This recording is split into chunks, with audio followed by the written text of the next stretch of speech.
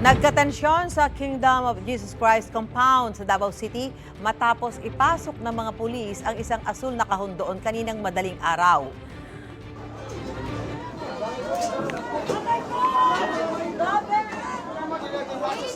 Hindi kasi pinakita ng mga pulis sa mga miyembro ng KOJC ang laman ng kahon. Hindi ito idinaan sa x-ray scanner na inalmahan ng ilang taga KOJC.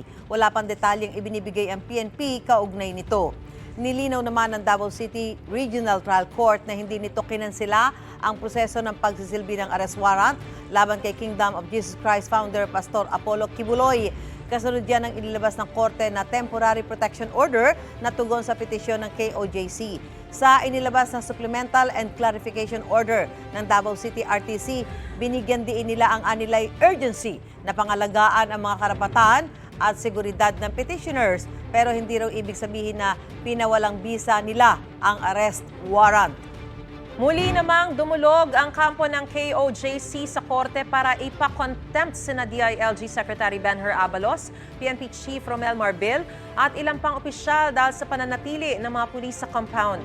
Giit naman ni Abalos magpapatuloy ang paghahanap ng mga pulis kay Kibuloy sa compound. Maghahain din sila ng motion for clarification kung valid ang inisyong kautusan ng Davao RTC. Ang essence lang dun is pinapakontempt ko po sila. Siguro hindi kaagad yun mag-grant kasi nga pero at least may grounds na kami, and if we will be able to present evidences later on, baka mag-grant. Hindi ito TRO, nare-restrain kami. Wala sa order niya na titigil kami sa operation sa paghuli kay Kibuloy. Meaning, tuloy-tuloy pa rin ang paghuli ng PNP at paghanap kay Pastor Kibuloy. That is important.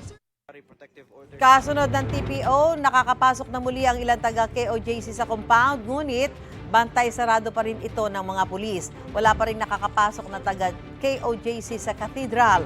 Sabi ng ilang miyembro ng KOJC, nagsimulang muli ang PNP sa paggamit ng ground penetrating radar sa Cathedral.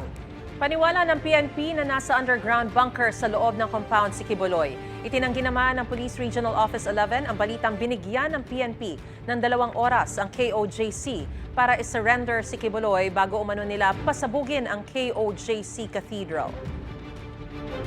Isa na namang kasinungalingan ang pinapalabas ng KOJC na bobobohin namin ang kanilang compound. Kagaya ng kasinungalingan na sinasabi nila na pinutulan na namin sila ng tubig at kuryente. Kagabi, ang ganda-ganda ng ilaw ng KOJC compound.